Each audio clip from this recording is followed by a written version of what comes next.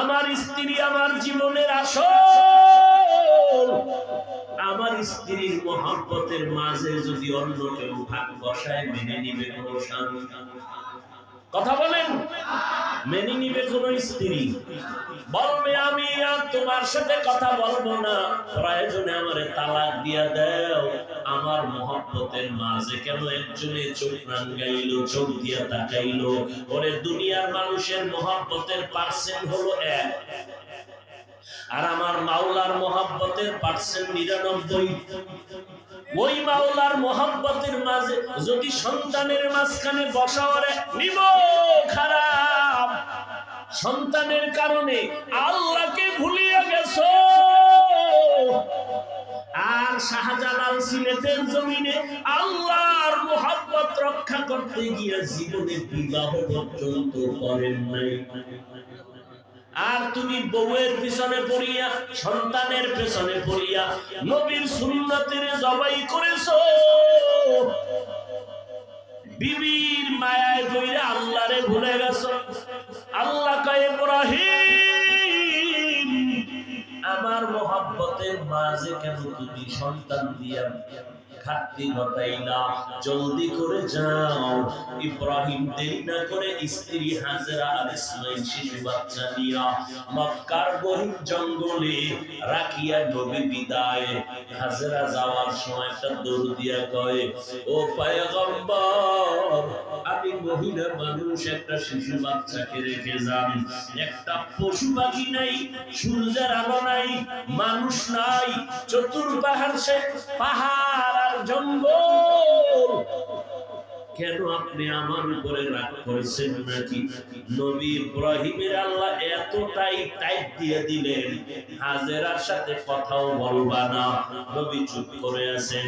এবার হাজেরা নিজে নিজে কথা বলে, এ আপনি কথাও বলেন না, আমার কোনো বেয়াদবি না। শেষ কয় নাকি আল্লাহ আমাকে অর্ডার দিছে? এবার মাথা নাড়ায় কয় আল্লাহ অর্ডার। শুধু মাথার ইশারা দিছে। এদিকে আম্মা জান হাজেরা আলাইহা সালাম বলেন, আল্লাহর শুকর, আল্লাহর যদি অর্ডার হয় আমি হাজেরা রাজি হয়ে গেলাম, তবে আমাদের জন্য একটু আমাদের জন্য দোয়া করবে। আমি মহিলা মানুষ, এই শিশু বাচ্চা নিয়ে জঙ্গলের ভিতরে কেমনে থাকবো? আমার আল্লাহ যেন হেফাজতের ব্যবস্থা করে দেয়। ইব্রাহিম নবী ৮০ বছরের পরের সন্তান পাইয়া কতটা যে কলিজায় মায়া। আমার মাওলার পরীক্ষায় পাশ করার জন্য চোখের পানি ছেড়ে কান্না করে করে বিদায় হয়। পাহাড়ের উপরে উঠা ওই পারে নাইবা মালিকের হাতে দরবারে হাত উঠাইয়া দিয়া রব্বানা ইন্নী আসকানতু মিন যুররিয়্যাতি বিওয়াদিন গায়রি যি যারইন ইনদা বাইতিকাল মুহাররাম ربنا ليقيموا الصلاة فاجعل أفئدة من الناس تهوي إليهم وارزقهم। আল্লাহ গো, তোমার অর্ডার মানতে গিয়া আমার কলিজার সন্তান দিয়া গেল, স্ত্রী রেখে গেল, মানুষ নাই, পানি নাই, আশেপাশে কোনো খাওয়ার মতো ফল নাই, জঙ্গল আর অন্ধকার। ও দয়ার মালিক, তুমি আমার স্ত্রী আর সন্তানের হেফাজতের রাস্তা খুলিয়ে দিও। আল্লাহ অর্ডার দিছে, ও ইব্রাহিম, সিরিয়ার জমিনে বাইতুল মুকাদ্দাসের কিনারায় যাইয়া সেখানে জীবন কাটাও। ৬ বছর হয়ে গেছে, হাজেরার খবর নেওয়াও যায় না, ইসমাইলের খবর নিতে পারে না। আম্মা জান হাজেরা বাচ্চা ইসমাইল নিয়া ৬টা বছর পর্যন্ত একা একা ওই জঙ্গলে কাটাইছি। মাওলার মোহাব্বত তো বুঝি না আমরা, অথচ পুরা দুনিয়াটা মোহাব্বতের চাদরে আটকানো। বন্ধু বন্ধুর জন্য পাগল, মানুষ দলের জন্য জীবন দেয় কেন কয় ভালোবাসা, নেতার জন্য জীবন দেয় কেন বলে অন্তরে ভালোবাসা। যুবতী যুবকের জন্য জীবন দেয় কেন? বলে ভালোবাসা। ভাই ভাইয়ের জন্য জীবন দেয় কেন? ভালোবাসা। দুনিয়ার ভালোবাসার পার্সেন্ট হলো 1, আমার মাওলার ভালোবাসার পার্সেন্ট হলো 99। আমার মাওলার ভালোবাসা যার অন্তরে একবার ঢুকবে, ওই বান্দা ছেলে চাইবে না, মেয়ে চাইবে না, মা চাবে না, বাপ চাবে না। ওই বান্দা আমার মাওলার জন্য জীবনটা দেওয়ার জন্য রেডি হয়ে যাবে। আল্লাহর নবীর মোহাব্বতের পাগল সাহাবায়ে কেরাম আশিক। নবীর একজন আশিক খেজুরের বাগানে পানি দেয়, হঠাৎ করে কানে আওয়াজ, রহমতের নবী দুনিয়াতে জিন্দা নাই। সাথে সাথে পানির পাত্রটা ফালাইয়া আসমানে মোনাজাত দিয়া কয়, আল্লাহ এই দুইটা চক্ষু রিজার্ভ করে রেখেছি, মুহাম্মদের দেখবো আর কলিজা ঠান্ডা করবো।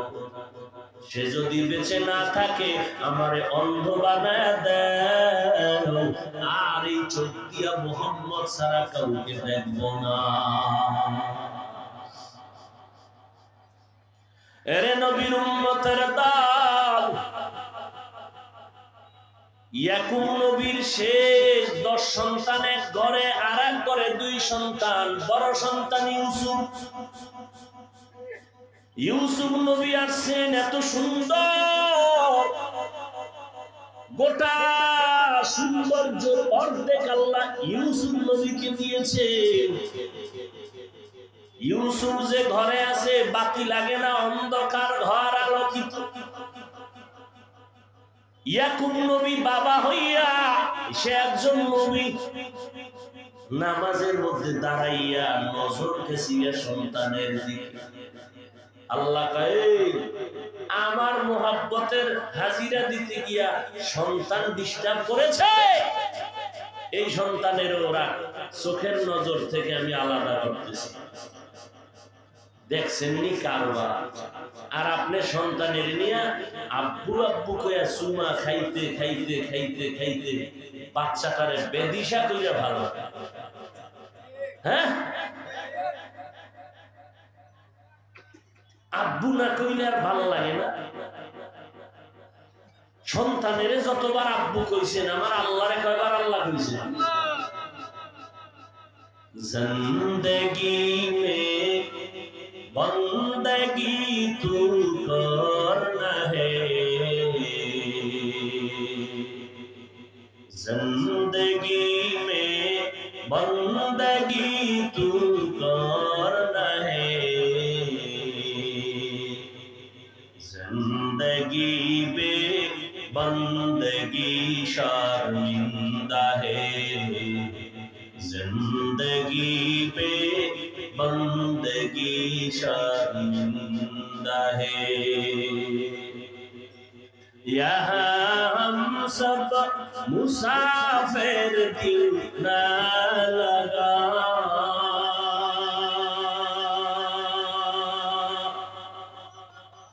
अहले दिल की नजर से रूह करता जा, यहाँ हम सब मुसाफिर दिल न लगा, अहले दिल की नजर से रूह करता जा, दौलत सब फकीर कर नेक नहीं, शाह दौलत सब फकीर कर नेक नहीं, जिंदगी में बंदगी तू कर रहे, जिंदगी में बंदगी तू कर रहे, जिंदगी पे बंदगी शर्मिंदा है, जिंदगी पे बंदगी शर्मिंदा है।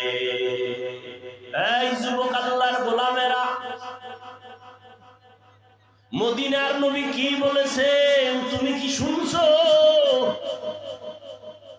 রাহমাতুল লিল আলামিন বলেন, বুড়ারা আমি মুহাম্মদের বিরোধিতা করেছে, আর যুবকেরা আমি মুহাম্মদের উপকার করেছে, সহযোগিতা করেছে। যুবকেরা, ও যুবক, তোমার কত দাম! আল্লাহর কাছে যুবকদের যৌবনের ইবাদতের অনেক দাম। হাসরের ময়দানে 5টা প্রশ্ন করা হবে সবাইকে, তবে এর মধ্যে একটা স্বতন্ত্র প্রশ্ন থাকবে যৌবন সম্পর্কে। যুবকের যৌবন কোন কাজে ব্যয় করেছো? এই যুবকেরা, যারা যৌবনটারে নেক কাজে ব্যয় করবা, আরশের ছায়া ছাড়া সেদিন কোনো ছায়া থাকবে না। চতুর্দিকে সূর্যের গরম, গুনাহগারের মাথার মগজগুলো ভাতের মারের মতো টকবক করে ফুলবে, পেটের নাড়িভুড়িগুলো পায়খানার রাস্তা দিয়া বের হয়ে যাবে। ও যুবক, আল্লাহর কোরআন আমাদের পুঁজি। আল্লাহর কোরআন থেকে একটা ভুল বের করে দে, এখন আমি দাড়ি কেটে ফেলবো, টুপি ফালায় দিব, জামা ফালায় দিব, প্যান্ট শার্টটাই লাগাইয়া রাস্তায় নাচ গান করবো।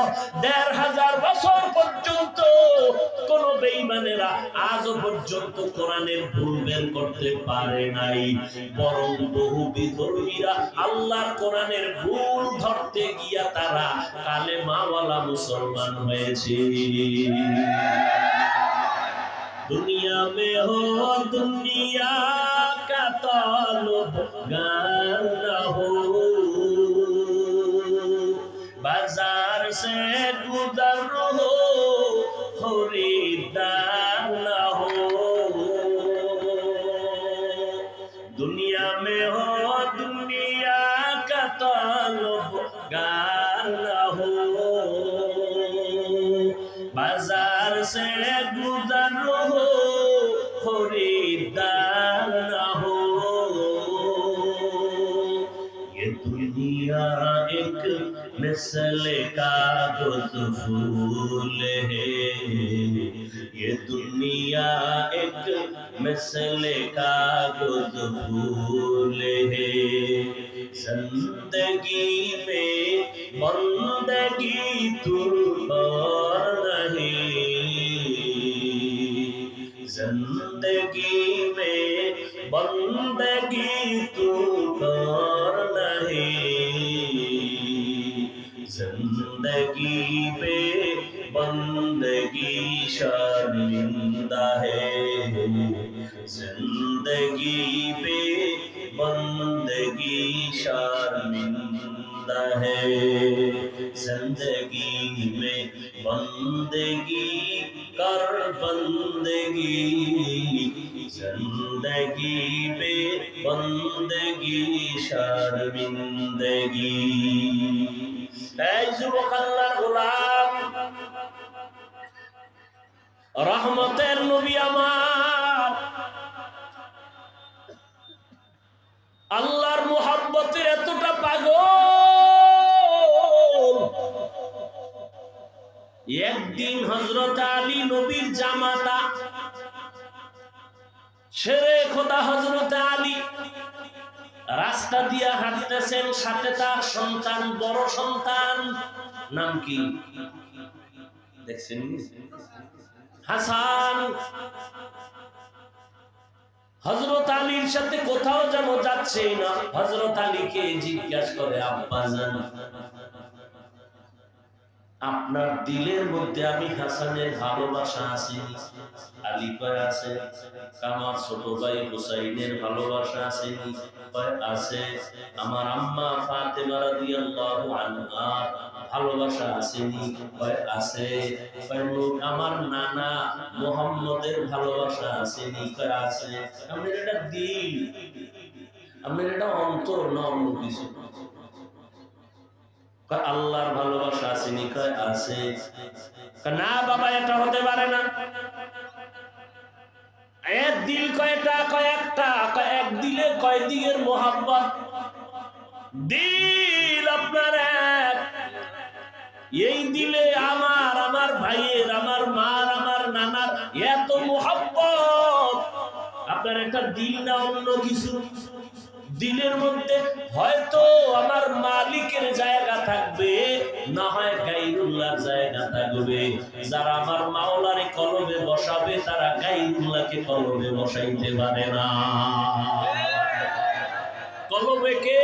আল্লাহ।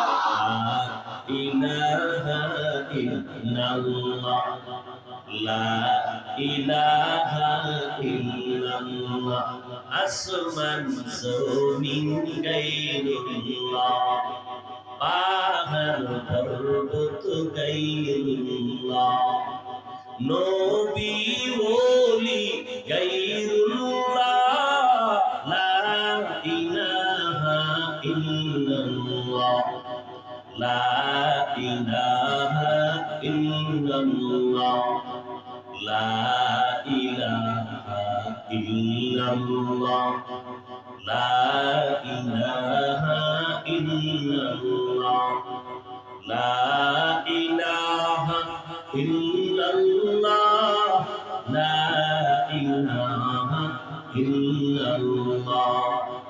বাজার মাজার গায়রুল্লাহ, পীর ওলি গায়রুল্লাহ, জিন ফের আমি চাইছি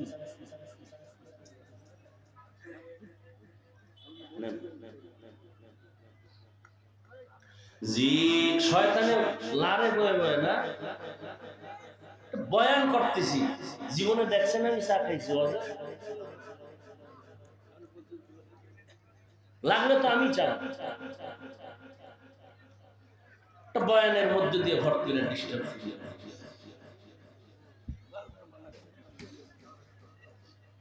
জিন ফেরেশতা গায়রুল্লাহ, লা ইলাহা ইল্লাল্লাহ, লা ইলাহা ইল্লাল্লাহ, জোরে জোরে, লা ইলাহা ইল্লাল্লাহ, লা ইলাহা ইল্লাল্লাহ, লা ইলাহা ইল্লাল্লাহ, লা ইলাহা ইল্লাল্লাহ, লা ইলাহা ইল্লাল্লাহ। মজা লাগে না? এই মজার আর কিছু আছে দুনিয়া, এটা সারা জিক্রে হক আমদ গদাই রুহেরা রহমামদ ঈদলে মজরুহেরা। মুসা নবী একদিন আল্লাহরে কয়, আল্লাহ আমার একটা নতুন জিকির দেন যেটা কেউরে দেন নাই। আল্লাহ কয়, মুসা লা ইলাহা ইল্লাল্লাহর জিকির করো। মুসা নবী কয়, এটা তো কমন, সবাই পারে। কয়, মুসা তুমি জানো না আসমান জমিন এক পালায় যদি ওজন দাও আর ভিন্ন পালায় যদি আমার কালেমা লা ইলাহা ইল্লাল্লাহ ওজন দাও, আমার কালেমা লা ইলাহার পাল্লা বড় ভারী হয়ে যাবে। আসমান জমিন গায়রুল্লাহ, পাহাড় পর্বত গায়রুল্লাহ, মাজার বাজার গায়রুল্লাহ, নবী ওলি গায়রুল্লাহ, জিন ফেরেশতা গায়রুল্লাহ, লা ইলাহা ইল্লাল্লাহ, লা ইলাহা ইল্লাল্লাহ, লা ইলাহা ইল্লাল্লাহ, লা ইলাহা ইল্লাল্লাহ, লা ইলাহা ইল্লাল্লাহ। ভালো লাগে না? করবেন না জিকির? আল্লাহর ইসমে আজম আল্লাহ, আল্লাহ জিকির করো রে বান্দা। বান্দা তুমি যখন আমার আল্লাহকে আল্লাহ বলে ডাক দিবা, সন্তান যখন মাকে আম্মু বলে ডাক দেয়, মা খুশি না বেজার? স্বামী আর স্ত্রী রাতে ঘুমায়, হঠাৎ স্বামী নজর করে দেখে স্ত্রী গুনগুন করে বালিশে মাথা লাগায় কান্না করে। আব্বাজান জিজ্ঞাসা করলেন, এই বিবি তুমি কেন কাঁদো, কি অসুবিধা বলো? স্ত্রী ডাক দিয়া কয়, স্বামী আমার মনে বড় কষ্ট, আমার সন্তান আজকে 1 সপ্তাহ হলো আমারে আম্মু কয়া ডাকে না, রাগ করেছে। স্বামী বলে, কেন রাগ করেছে? বলে, একটা অন্যায় করতেছিল, আমি মা ধমক দিয়েছি, অভিমান করে আর আমারে মা কয়া ডাকে না। সন্তান মা বলে ডাক দেয় না, ঘরের মধ্যে আসে, খানা খাইয়া একা একা আবার বের হয়ে যায়, আমার দিয়ে তাকালো না, মা বলে ডাকে। স্বামী ডাক দিয়া কয়, বিবি তুমি আরামে ঘুমাও, খাও, সন্তান ভুল বুঝে এক সময় এসে মা কয়া ডাকবে, মাপ চাবে, এখন ধৈর্য ধারণ করো।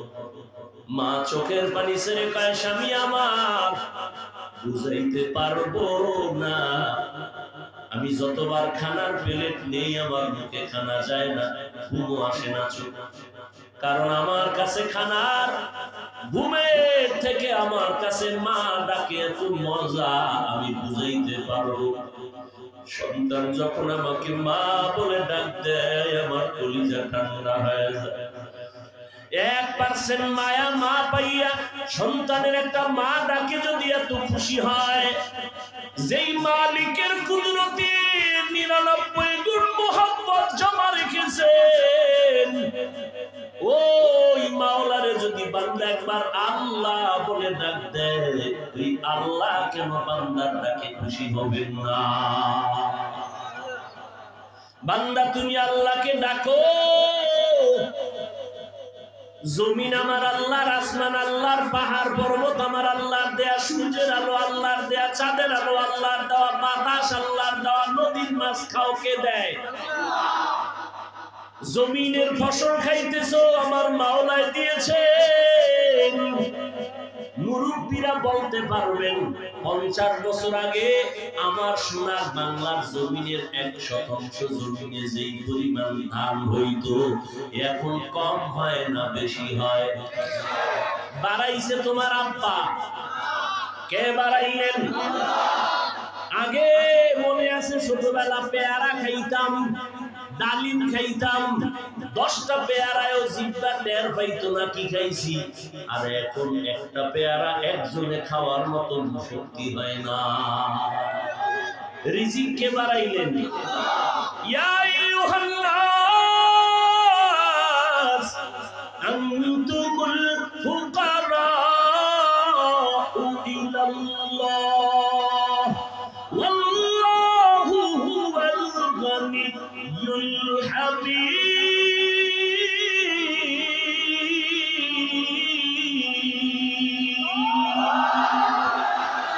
والتوكل ملكني هل صبه شاهم رسانا رزق تو ازلا مقام جزب حقجي سے مخاز ان سجا فضل او عامست در جملا جہاں।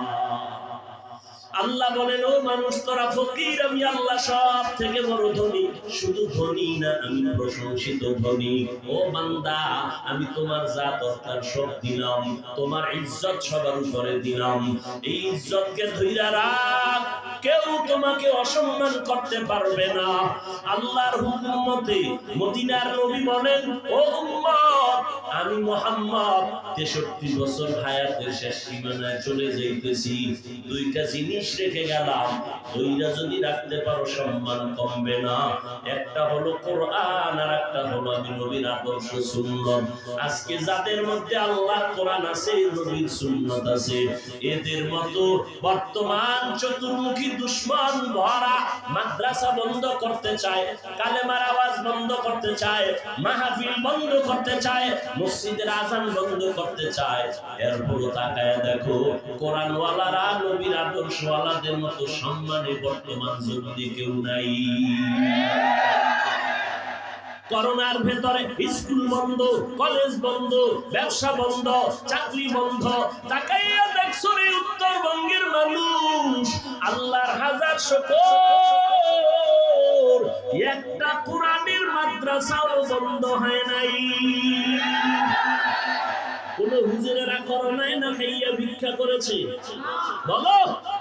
তাহলে যেই সমস্ত মুনাফিকেরা বলে মাদ্রাসায় পড়লে ভিক্ষা করে খাওয়া লাগে, এদের মতো ডাকাত জালেম আর কেউ হতে পারে না।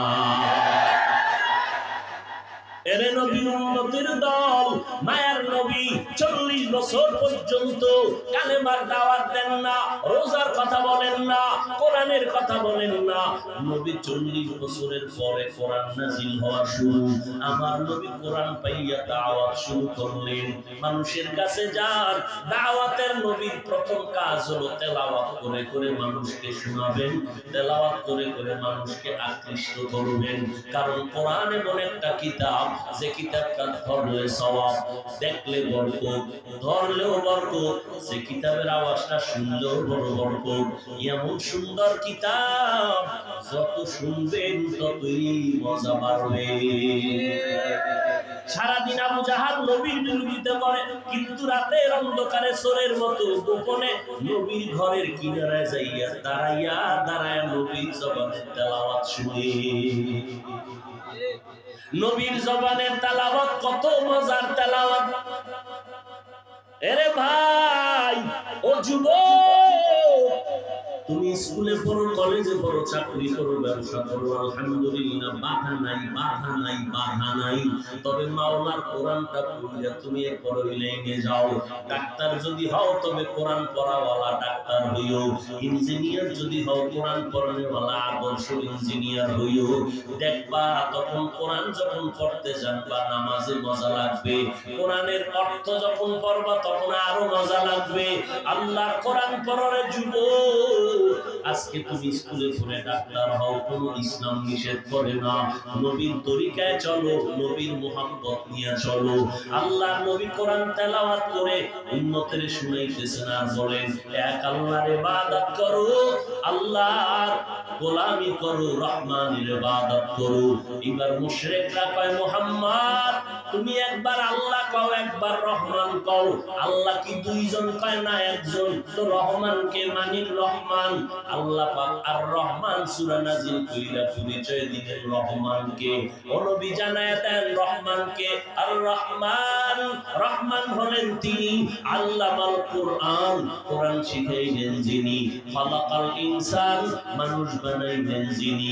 আল্লাহ বুঝাইতে চায়, আমি আগে মানুষ বানাই নাই, আমি আগে কোরআন শিখাইয়া পরে মানুষ বানাইছি।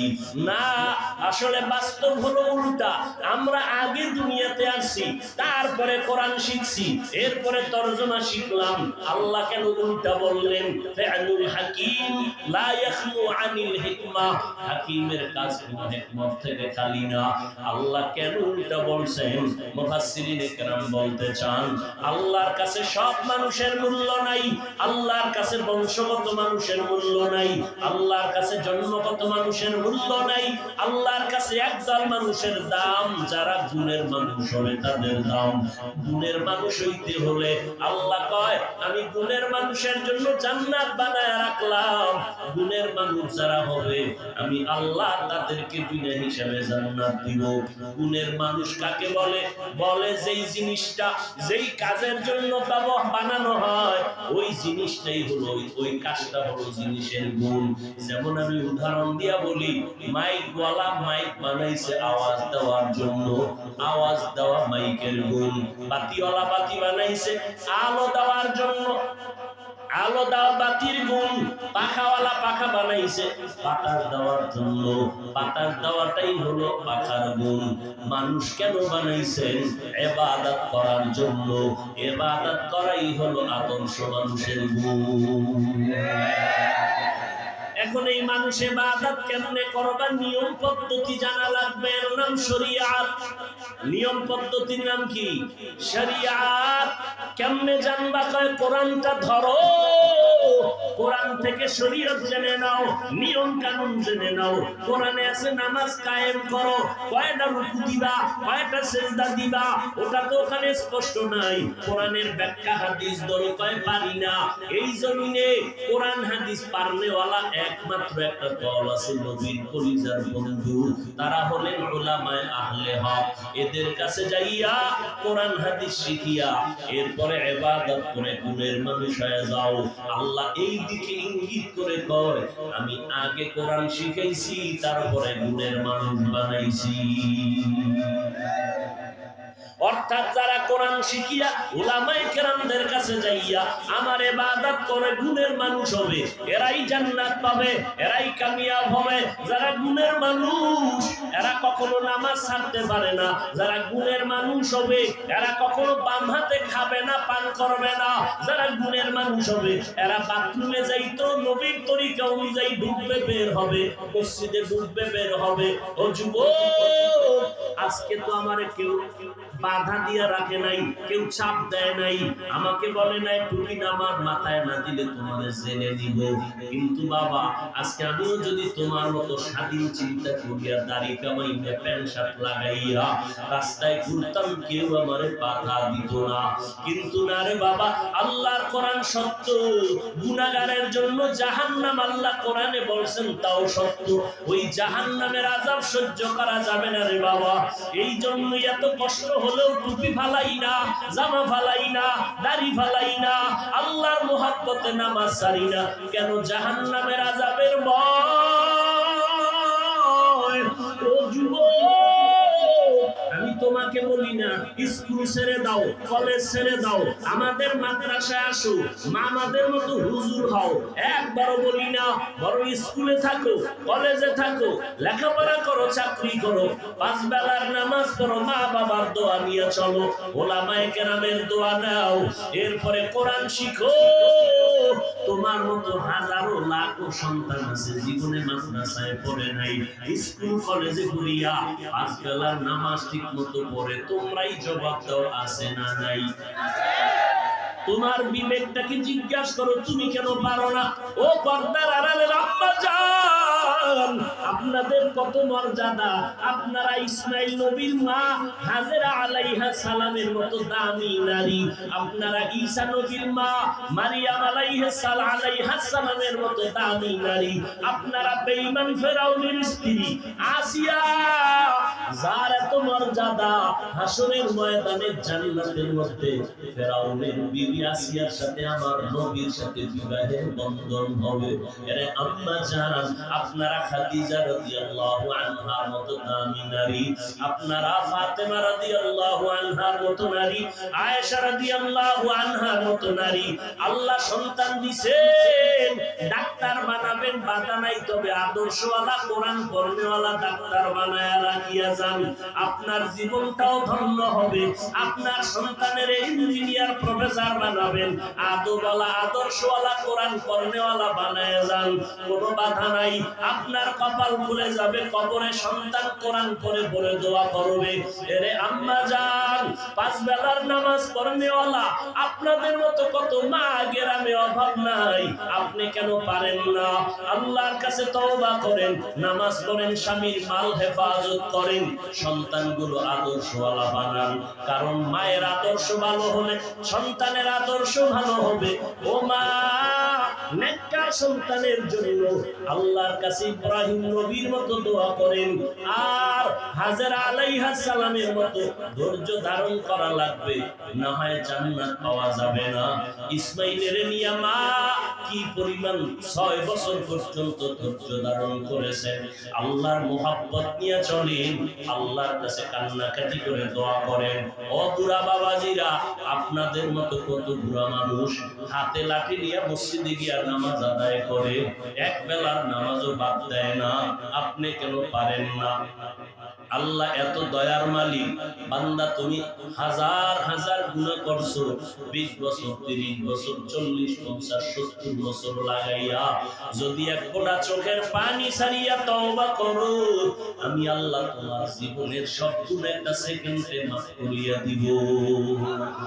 আল্লাহর কাছে কাছে মনে মনে ডাকেন, মনে মনে বলেন, আল্লাহ জীবনে তো গুনাহ কম করি নাই, আমার গুনার খবর আমার মা বাবা ভাই বোনেরা জানলে আমাকে সমাজে জায়গা দিত না। আল্লাহ আমার আপনজনেরা কেউ ভালো জানতো না। ও আল্লাহ, আপনি জানার পরেও রাগ করেন নাই, পানি বন্ধ করেন নাই, বাতাস বন্ধ করেন নাই। আজ তওবার নিয়ত করেছি, আর জীবনে নামাজ ছাড়বো না, দাড়ি কাটবো না, মা বাবাকে কষ্ট দিব না, ওলামায়ে কেরামের বিরোধিতা করব না, দেশ জাতির বিরুদ্ধে ষড়যন্ত্র করব না, ওলামায়ে কেরামের পরামর্শ নিয়া নবীর সুন্নাত অনুযায়ী চলবো। রিজিকের মালিক আল্লাহ, হায়াতের মালিক আল্লাহ। ও আল্লাহ, আর কোনদিন গুনাহের কাছেও যাব না। তওবার নিয়ত যদি করতে পারেন, চোখের পানি ছাড়তে পারেন, আমার মাওলা কবুল করতে সময় লাগবে না। যাদের অন্তর তৈরি হবে, তবে সবার কপালে হেদায়েত নসিব হবে না। নবীজির মতো ব্যক্তিকে দেইখা আবু জাহাল কালেমা পড়ে নাই, আর ওমরের মতো বান্দা নবীর গর্দান কাটতে গিয়া কালেমা পড়ে ফেললো। এই জমিনে আবু জাহালের মতো শক্ত অন্তরের মানুষ আছে, হাজারো বয়ানে দিল নরম হবে না, মোনাজাতেও শরীক হবে না, বাইরে গিয়া বাজে কথা বলিয়া গুনার পাল্লা ভারী করবে। আর একদল ওমরের মেজাজওয়ালা মানুষ গুনাহ নিয়ে ময়দানে ঢুকিয়া কবরের কথা, আযাবের কথা স্মরণ করে তওবা করে নিয়ত করবে, আর নামাজ ছাড়বে না, বেপরদায় চলবে না, দাড়ি কাটবে না, মা বাবার সাথে বেয়াদবি করবে না, ওলামায়ে কেরামের বিরুদ্ধে যাবে না, নবীর তরিকার বাহিরে চলবে না। এই রকম যদি কারো অন্তর তৈরি হয় তওবার নিয়তে, দুটো হাত আমার আল্লাহকে দেখাইয়া দেই, আয় আল্লাহ আমাদের হাত কবুল করে নেন, তওবা কবুল করে নেন, তওবার উপরে মজবুত হইয়া চলার মতো তৌফিক দান করেন, আমিন। এখন বাকি দোয়া। বক্তা যিনি আছেন আলোচনা করে দোয়া করবেন, এশার নামাজ পড়বেন। বয়ান শুনলেন, নামাজ নাই, জাহান্নামের পাল্লা আরো ভারী হয়ে যাবে যদি জেনে শুনে নামাজ না পড়েন। নামাজ পড়া লাগবে নি বাবারা, অতএব নামাজ ছাড়বেন না। আমি যতটুকু কথা বললাম, দোয়া চাই, ভুল ত্রুটির জন্য ক্ষমা চাই। সুবহানাল্লাহি ওয়া বিহামদিহি, সুবহানাকাল্লাহুম্মা ওয়া বিহামদিকা, আশহাদু আল্লা ইলাহা ইল্লা আনতা, আস্তাগফিরুকা ওয়া আতুবু ইলাইক। আসসালামু আলাইকুম।